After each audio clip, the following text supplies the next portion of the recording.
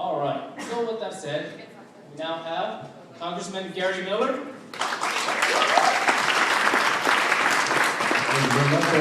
you. I thought it was inappropriate to turn the mic off during prayer, but we'll forgive you for that. There's a difference between Republicans and Democrats. When Republicans gather in Washington, we meet as a conference, we start with a prayer, flag salute, and we start meetings. When the Democrats meet, they start talking. Honestly, they never say a prayer, they never say a flag, they just get to business. That's the difference in the parties. Who do we look to? Our founding fathers. Who do we look up to? God.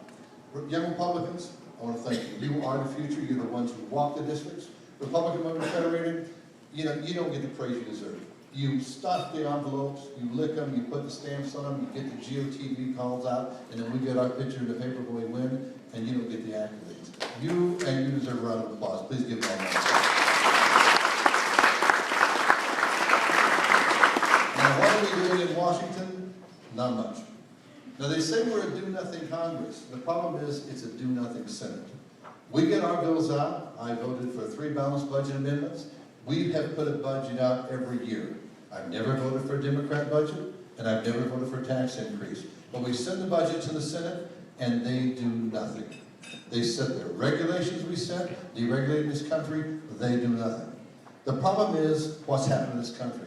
In 2007, we were rated number 3 in the world for job creation for being business friendly. The Democrats took over at the end of 2006. Today, we're rated 13. Because of the 4 years they were in the majority, they ruined this country.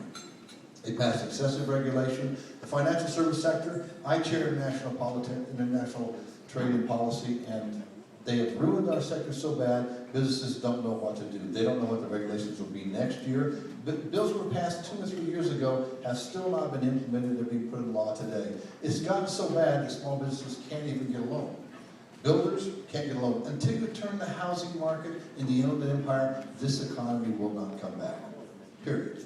What they've done to the banks out there through regulation is they've put capital limits on banks. Now, capital limits have nothing to do with how much money they have. If you have $100 million deposits, you have $85 million in assets, your capital limits are the reserves. It might be $6.8 million.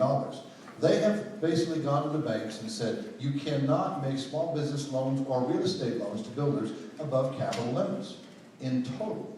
You've got banks out here at 30% liquidity who can't lend the money out because the regulators will not allow them to do it.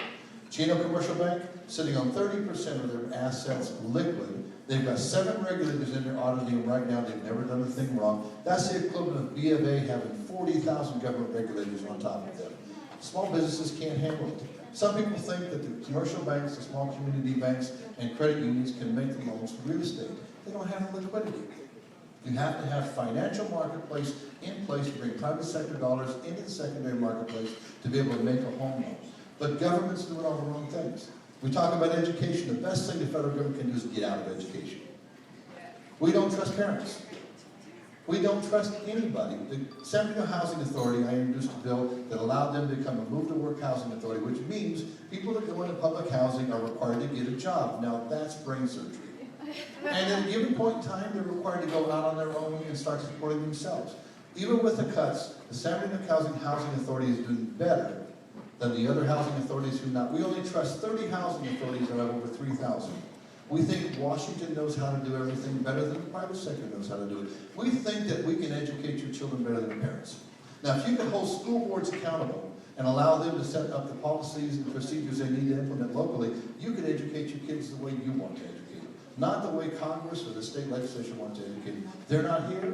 They're gone. Plus, trust locals, trust voters, trust parents. We don't do that. We need to change this country. We cannot continue to regulate and mandate from Sacramento and Washington. Cut taxes. You're going to school for one reason, to better your lives. You're not going to school to be poor. You're not going to school to pay us the taxes out of your hard money and instead benefiting yourself. I see I got a red flag. I better shut up. You're very sweet. You had an ice cream, but I'm going to go ahead. Let's give it a round of applause.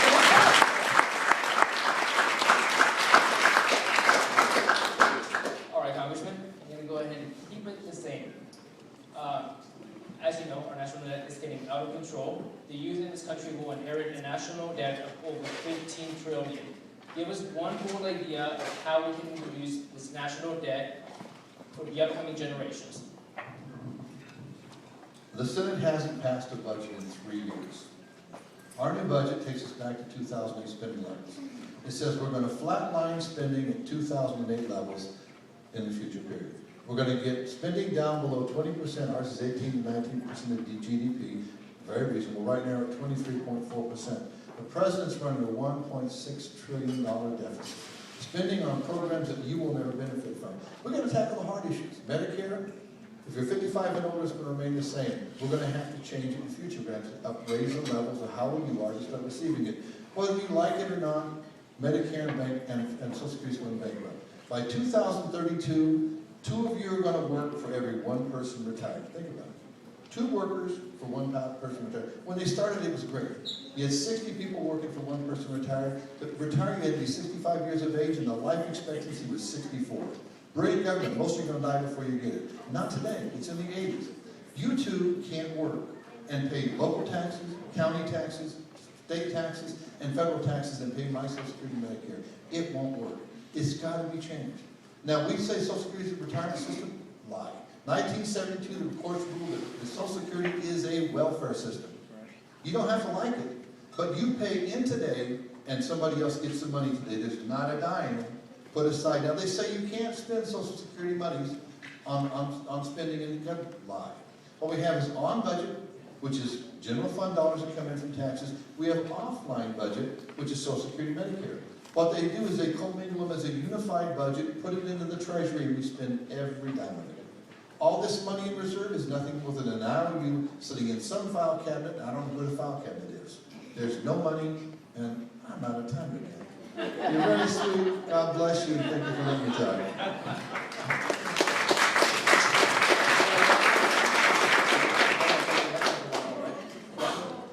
We're going to go ahead and go into the second question. It's going to be the same one. As you know, as the previous candidate. But as you know, we have one of the worst business environments out of all the states. What are your plans to help stimulate the private sector? We are right now repealing Dodd-Frank. We're going to eliminate everything that we're going to overturn Obamacare. Period. Right now, everyone that comes forward, we defund it. We're not sending one spending bill to the Senate that allows the Obamacare to go forward. When we get a Republican president in there, let me tell you, the problem is I know these guys, so it's hard to say who's going to be president. Romney's probably going to be our next president. Whether you like it or not, Republicans, get behind the Republican that wins. And in the 8th out there's 11 Republicans. Politics should never be personal. You're going to beat each other up in a campaign. When it's over, shake hands, give each other a hug, and be Republicans. Because the worst Republican is better than the best Democrat on the ballot. Period. If we take it personal, I hope if he beats me, I'll endorse it. Whoever wins in the 8th, whoever wins, every one of you guys endorse it. Walk precincts, do what you can to get that Republican elected, because if we start endorsing Democrats and supporting Democrats, we lose this country. Your future is doomed, and God bless you, and thanks for having me tonight.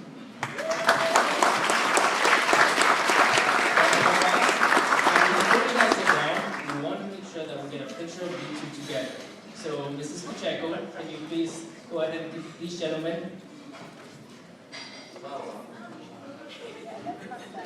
Yeah, give me a second. There we go.